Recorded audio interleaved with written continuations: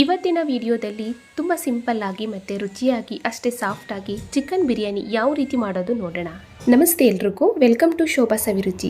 ನೀವಿನ್ನೂ ನನ್ನ ಚಾನಲ್ನ ಸಬ್ಸ್ಕ್ರೈಬ್ ಮಾಡ್ಕೊಳ್ದಲ್ಲೇ ನೋಡ್ತಾ ಇದ್ದರೆ ಸಬ್ಸ್ಕ್ರೈಬ್ ಮಾಡ್ಕೊಳ್ಳಿ, ಹಾಗೆ ಬೆಲ್ ಬಟನ್ನು ಕೂಡ ಕ್ಲಿಕ್ ಮಾಡಿ.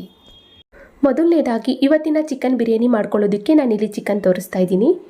ಒಂದು 3/4 kg ಆಗುವಷ್ಟು ಚಿಕನ್ ತೊಗೊಂಡಿದ್ದೀನಿ. ಚೆನ್ನಾಗಿ ತೊಳ್ಕೊಂಡು ಸ್ವಲ್ಪನೂ ನೀರು ಇಲ್ಲದೆ ಇರೋ ಹಾಗೆ ಹಿಂಡಿ ಇಟ್ಕೊಂಡಿರೋಂಥದ್ದು.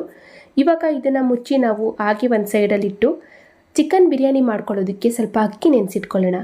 ಅಕ್ಕಿ ನೆನೆಸ್ಕೊಳ್ಳೋದಕ್ಕೆ ಒಂದು ಪಾತ್ರೆಗೆ ನಾನು 1 ಕಪ್ ಆಗುವಷ್ಟು ಬಾಸುಮತಿ ಅಕ್ಕಿನ ಹಾಕ್ತಾಯಿದ್ದೀನಿ. ಅದೇ ಕಪ್ಪಲ್ಲಿ 1 ಕಪ್ ಆಗುವಷ್ಟು ನಾರ್ಮಲಾಗಿ ನಾವು ಮನೆಯಲ್ಲಿ ಯೂಸ್ ಮಾಡುವಂಥ ಅಕ್ಕಿನ ಸೇರಿಸಿದ್ದೀನಿ. ಟೋಟಲಾಗಿ ಇಲ್ಲಿ 2 ಕಪ್ ಆಗುವಷ್ಟು ನಾನು ಅಕ್ಕಿ ತೊಗೊಂಡಿದ್ದೀನಿ. ಚೆನ್ನಾಗಿ ಒಂದೇ ಒಂದು ಬಾರಿ ನಾವು ತೊಳ್ಕೊಂಡು ಮುಳುಗುವಷ್ಟು ನೀರು ಹಾಕಿ ಅಕ್ಕಿನ ನಾವು ಒಂದು 15 ಅಥವಾ 20 ನಿಮಿಷ ನೆನೆಯೋದಕ್ಕೆ ಬಿಡಬೇಕು. ಈ ರೀತಿ ಮಾಡೋದ್ರಿಂದ ಅನ್ನ ಉದುದ್ರಾಗಿ ತುಂಬ ಸಾಫ್ಟಾಗಿರುತ್ತೆ. ಇವಾಗ ಅಕ್ಕಿ ನೆನೀತಾ ಇರಲಿ. ಬಿರಿಯಾನಿಗೆ ಸಿಂಪಲ್ಲಾಗಿ ಒಂದು ಮಸಾಲೆನ ರುಬ್ಕೊಳ್ಳೋಣ. ಮಸಾಲೆ ರುಬ್ಕೊಳ್ಳೋದಕ್ಕೆ ಒಂದು ಮಿಕ್ಸಿ ಜಾರ್ಗೆ 3 ಗೆಂಡೆ ಬೆಳ್ಳುಳ್ಳಿ ಮೀಡಿಯಮ್ ಸೈಜು, ಹಾಗೆ ಒಂದು 2 ಇಂಚ್ ಆಗುವಷ್ಟು ಶುಂಠಿ, ಒಂದು 3 ಮೆಣಸಿನ್ಕಾಯಿನ ಹಾಕ್ಕೊಂಡಿದ್ದೀನಿ. 1 ಹಿಡಿ ಆಗುವಷ್ಟು ಪುದೀನ ಸೊಪ್ಪು, ಹಾಗೆ 1 ಹಿಡಿ ಆಗುವಷ್ಟು ಕೊತ್ತಂಬರಿ ಸೊಪ್ಪನ್ನು ಹಾಕ್ಕೊಂಡು ಇದಕ್ಕೆ ಸ್ವಲ್ಪ ನಾವು ನೀರು ಹಾಕ್ಕೊಂಡು ಮಸಾಲೆನ ಸ್ವಲ್ಪ ನುಣ್ಣಗೆ ನಾವು ರುಬ್ಕೊಳ್ಳೋಣ.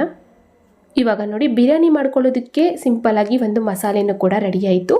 ಇವಾಗ ಇದನ್ನು ನಾವು ಹಾಗೆ ಒಂದು ಸೈಡಲ್ಲಿಟ್ಟು ನೆಕ್ಸ್ಟು ಗ್ಯಾಸ್ ಆನ್ ಮಾಡಿ ಒಂದು ಕುಕ್ಕರ್ ಬಿಸಿ ಇಟ್ಟು 2 ಸ್ಪೂನ್ ಆಗುವಷ್ಟು ತುಪ್ಪ ಹಾಕಿದ್ದೀನಿ. ಸ್ವಲ್ಪ ನಾನು ಎಣ್ಣೆನೂ ಕೂಡ ಸೇರಿಸ್ತಾ ಇದ್ದೀನಿ. ತುಪ್ಪ ಮತ್ತು ಎಣ್ಣೆ ಎರಡೂ ಕೂಡ ಚೆನ್ನಾಗಿ ಬಿಸಿ ಆಗ್ತಾ ಇದ್ದಾಗೆ ಇದಕ್ಕೆ ಸ್ವಲ್ಪ ನಾವು ಪಲಾವ್ ಸಾಮಾನುಗಳನ್ನ ಹಾಕೋಣ. ಅಂದರೆ ಬಿರಿಯಾನಿಗೆ ಏನೇನು ಪಲಾವ್ ಸಾಮಾನುಗಳನ್ನ ಹಾಕಬೇಕು ಎಲ್ಲ ರೀತಿಯ ಪಲಾವ್ ಸಾಮಾನುಗಳನ್ನ ಕೂಡ ಹಾಕಿದ್ದೀನಿ. ಕಸ್ತೂರಿ ಮೇಥಿ ಬಂದುಬಿಟ್ಟು ಈ ಪದಾರ್ಥನ ಸೇರಿಸುವಾಗ ಉರಿ ಕಡಿಮೆ ಇರಬೇಕು. ಉರಿ ಕಡಿಮೆ ಇಟ್ಕೊಂಡು ನಾವು ಜಸ್ಟ್ ಈ ರೀತಿ ಚೆನ್ನಾಗಿ ಮಿಕ್ಸ್ ಮಾಡಿಕೊಂಡು ಆಮೇಲೆ ನಾವು ಇದಕ್ಕೆ ಈರುಳ್ಳಿ ಹಾಕಿ ಫ್ರೈ ಮಾಡ್ಕೊಳ್ಳೋಣ. ಈರುಳ್ಳಿ ಬಂದು 4 ಈರುಳ್ಳಿ ಮೀಡಿಯಮ್ ಸೈಜು ಸ್ವಲ್ಪ ಉದ್ದಾಗಿ ತೆಳುವಾಗಿ ಕಟ್ ಮಾಡಿ ಹಾಕಿದ್ದೀನಿ.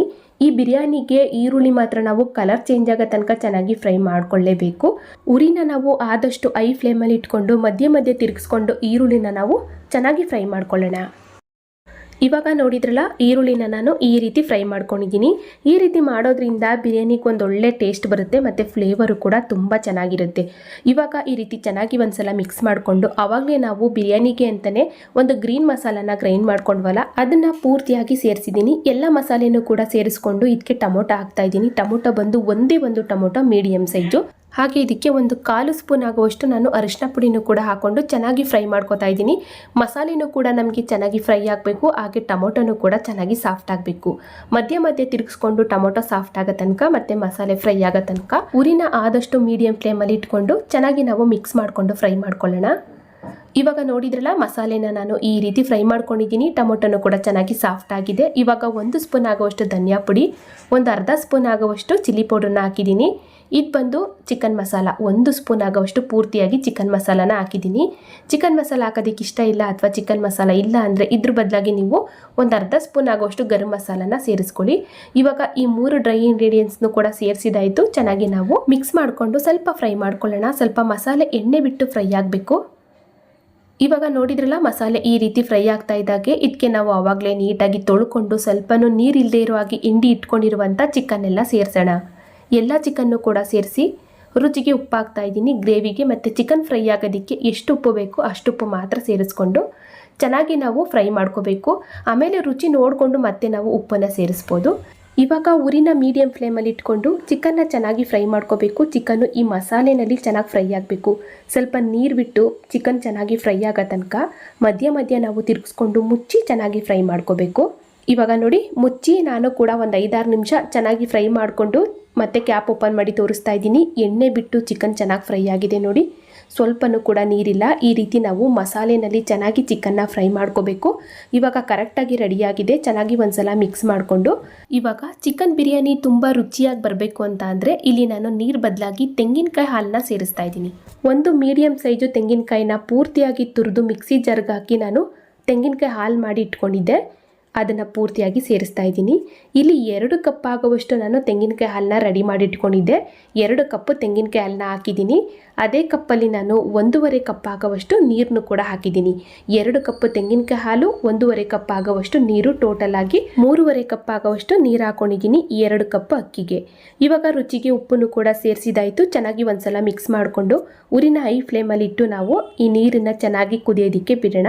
ನೀರು ಚೆನ್ನಾಗಿ 1-2 ಕುದಿ ಕುದ್ಮೇಲೆ ಆವಾಗಲೇ ಆವಾಗಲೇ ನಾವು ನೆನೆಸಿಟ್ಕೊಂಡಂಥ ಅಕ್ಕಿನ ಸೇರಿಸೋಣ. ಇವಾಗ ನೋಡ್ತಾ ಇದ್ದೀರಲ್ಲ, ನೀರು ಕೂಡ ಕುದಿಯೋದಕ್ಕೆ ಸ್ಟಾರ್ಟ್ ಆಯಿತು. ಆವಾಗಲೇ ನಾವು ನೀಟಾಗಿ ತೊಳೆದು ನೆನೆಸಿ ಇಟ್ಟಂಥ ಅಕ್ಕಿನ ಪೂರ್ತಿಯಾಗಿ ಸೇರಿಸಿದ್ದೀನಿ. ಎಲ್ಲ ಅಕ್ಕಿನೂ ಕೂಡ ಸೇರಿಸ್ಕೊಂಡು ನಿಧಾನವಾಗಿ ಒಂದ್ಸಲ ಮಿಕ್ಸ್ ಮಾಡ್ಕೋಬೇಕು. ತುಂಬ ಒರಟಾಗಿ ತಿರುಗಿಸ್ಬಾರ್ದು. ಅಕ್ಕಿ ಎಲ್ಲ ನೆಂದಿರೋದ್ರಿಂದ ಅನ್ನ ಮೆತ್ತಗಾಗುತ್ತೆ ಮತ್ತು ಅಕ್ಕಿ ಎಲ್ಲ ಕಟ್ಕಟ್ಟಾಗುತ್ತೆ. ಹಾಗಾಗಿ ನಾವು ತುಂಬ ನಿಧಾನವಾಗಿ ಮಿಕ್ಸ್ ಮಾಡ್ಕೋಬೇಕು. ಪದೇ ಪದೇ ಮಧ್ಯೆ ಮಧ್ಯೆ ನಾವು ತಿರುಗಿಸ್ಬಾರ್ದು. ಇವಾಗ ನೋಡಿ, ನಾನು ಕೂಡ ಇದನ್ನು ನಿಧಾನವಾಗಿ ಒಂದ್ಸಲ ಮಿಕ್ಸ್ ಮಾಡ್ಕೊಂಡಿದ್ದೀನಿ ಅಷ್ಟೇ. ಇವಾಗ ನೋಡಿ, ಉರಿನ ಕಡಿಮೆ ಇಟ್ಕೊಂಡು ನಿಧಾನವಾಗಿ ನಾನು ಈ ರೀತಿ ಅನ್ನನ ಬೇಯಿಸ್ಕೊಂಡಿದ್ದೀನಿ. ಒಂದು ಅರ್ಧ ಭಾಗ ಅನ್ನನ ಬೇಯಿಸ್ಕೊಂಡು ಆಮೇಲೆ ಅಂದರೆ ಕುಕ್ಕರ್ ಕ್ಯಾಪ್ ಹಾಕೋದ್ಕಿಂತ ಮುಂಚೆ ನಾವು ಒಂದ್ಸಲ ಚೆನ್ನಾಗಿ ಮಿಕ್ಸ್ ಮಾಡಿಕೊಂಡು ಆಮೇಲೆ ಕುಕ್ಕರ್ ಕ್ಯಾಪ್ ಹಾಕಿ ಒಂದೇ ಒಂದು ವಿಷಲ್ ತೆಗೆದ್ರೆ ಸಾಕು. 2-3 ವಿಷಲ್ ತೆಗಿಬಾರ್ದು. ಯಾಕೆ ಅಂದರೆ ಅರ್ಧ ಭಾಗ ಅನ್ನನ ಬೇಯಿಸ್ಕೊಂಡು ಕುಕ್ಕರ್ ಕ್ಯಾಪ್ ಹಾಕ್ತಾ ಇರೋದ್ರಿಂದ ಒಂದು ವಿಷಲ್ ಸಾಕಾಗುತ್ತೆ. ಇವಾಗ ನಾನು ಕೂಡ ಕುಕ್ಕರ್ ಕ್ಯಾಪ್ ಹಾಕಿ ಒಂದು ವಿಷಲ್ ತೆಗೆದು ಕುಕ್ಕರು ಕಂಪ್ಲೀಟಾಗಿ ತಣ್ಣಗಾದ್ಮೇಲೆ ಕ್ಯಾಪ್ ಓಪನ್ ಮಾಡಿ ತೋರಿಸ್ತಾ ಇದ್ದೀನಿ. ನೋಡಿ, ಸೂಪರಾಗಿ ಚಿಕನ್ ಬಿರಿಯಾನಿ ರೆಡಿಯಾಗಿದೆ. ಈ ರೀತಿ ನಿಧಾನವಾಗಿ ಒಂದ್ಸಲ ಮಿಕ್ಸ್ ಮಾಡಿಕೊಂಡ್ರೆ ಆಯಿತು.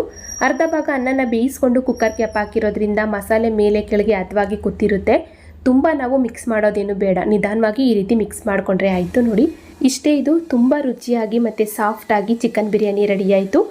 ನೋಡಿದ್ರಲ್ಲ ಫ್ರೆಂಡ್ಸ್, ಚಿಕನ್ ಬಿರಿಯಾನಿನ ತುಂಬ ಸಿಂಪಲ್ಲಾಗಿ ಮತ್ತು ರುಚಿಯಾಗಿ ಅಷ್ಟೇ ಸಾಫ್ಟಾಗಿ ಯಾವ ರೀತಿ ಮಾಡ್ಕೊಳ್ಳೋದು ಅನ್ನೋದನ್ನು ಖಂಡಿತ ಟ್ರೈ ಮಾಡಿ. ಇವತ್ತಿನ ಈ ರೆಸಿಪಿ ನಿಮಗೆಲ್ಲ ಇಷ್ಟ ಆಯಿತು ಅನ್ಕೋತೀನಿ. ಇಷ್ಟ ಆದರೆ ವೆಲ್ಕಮ್ ಟು ಶೋಭಾ ಸವಿರುಚಿ ಈ ಚಾನಲ್ನ ಸಬ್ಸ್ಕ್ರೈಬ್ ಮಾಡ್ಕೊಳ್ಳಿ. ಹಾಗೆ ಬೆಲ್ ಬಟನ್ನು ಕೂಡ ಕ್ಲಿಕ್ ಮಾಡಿ ನಿಮ್ಮ ಅನಿಸಿಕೆನ ಕಮೆಂಟಲ್ಲಿ ತಿಳಿಸಿ. Thank you for watching.